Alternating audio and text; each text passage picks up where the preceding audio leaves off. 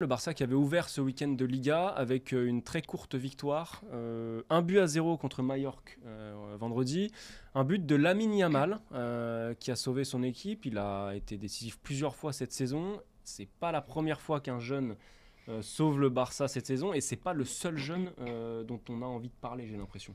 Alors là, c'est le jeune qui fait la une partout.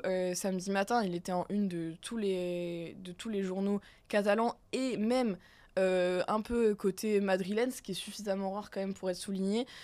Parce qu'en plus, il y a Marca qui a avancé dès le lendemain que le PSG voulait faire de Lamine Yamal son remplaçant de Kylian Mbappé. Bon, ce qui s'est avéré faux, hein. Au final, du côté catalan, on a nié cette rumeur-là.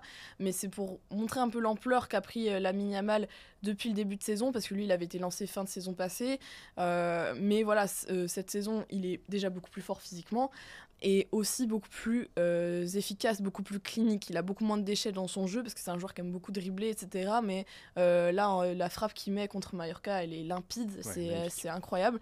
Et il y a toujours cette question de se dire, en fait, quel est l'équilibre entre avoir ces jeunes-là du Barça qui sont issus de la Masia, donc c'est super, c'est ce que veulent les socios qui portent l'équipe, mais aussi de se dire attention parce qu'il a quand même que 16 ans, donc il faudrait pas non plus qu'il soit trop fatigué, surtout qu'en fait lui, Lamine Yamal, c'est un peu la tête d'affiche de cette Masia qui réussit, mais si on regarde derrière, il y a Pau Cubarsí dans la défense centrale qui enchaîne les matchs alors qu'il a que 17 ans, et quand on sait l'expérience que demande le poste de défenseur central, c'est très très impressionnant. D'ailleurs, Lewandowski a dit à la fin du match qu'il n'avait jamais vu un jeune aussi à l'aise, balle au pied, dans ses relances, etc. Et d'ailleurs, il y a des relances qu'il fait contre Mallorca qui sont exceptionnelles.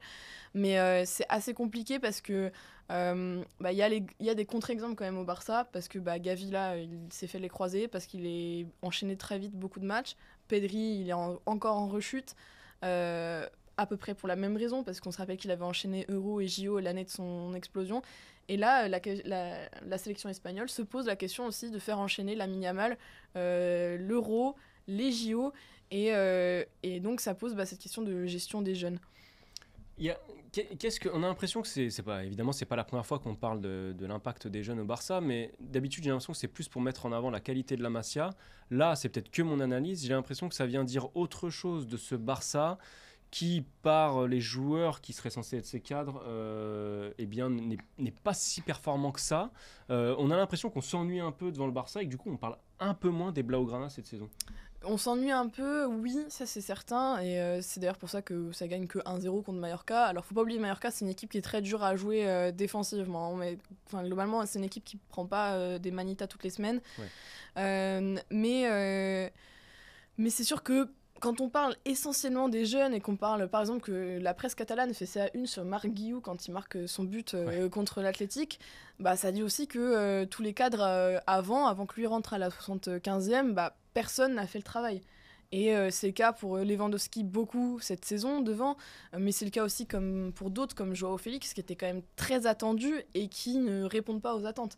Et les joueurs dont parlait toute la presse vendredi soir après le match contre Mallorca, c'est donc Pau Cubarsí, 17 ans, c'est Lamine Yamal, et c'est Vitor Roque, 19 ans, qui est arrivé du Brésil cet hiver.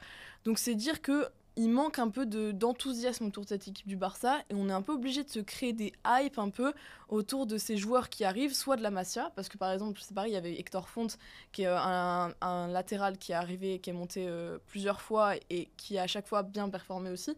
Et en fait, c'est de ces joueurs-là finalement qu'on parle, et pas forcément du reste, et pas forcément aussi des lacunes de l'équipe. Et ce qui était flagrant aussi, c'est quand le Barça a fait match nul contre l'Athletic Club la semaine passée, c'était presque normal finalement. C'était le Barça a fait match nul, voilà, il y avait pas forcément de débat sur le fait que le Barça était quand même attendu pour gagner, surtout que Girona n'avait pas forcément fait le travail, pouvait grappiller des points, repasser devant, etc. au classement. Et finalement, non, c'est on avait presque l'impression qu'il gérait le match nul à la fin du match pour l'avoir vu. Et d'ailleurs, Xavi était assez frustré de cette fin de match.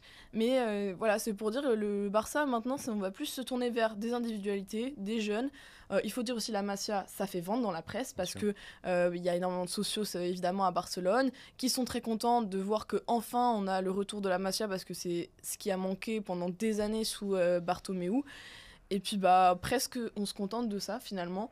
Et ça fait reposer énormément de poids sur ces jeunes qui ne sont même pas majeurs hein, et qui pour la plupart n'ont pas de contrat professionnel.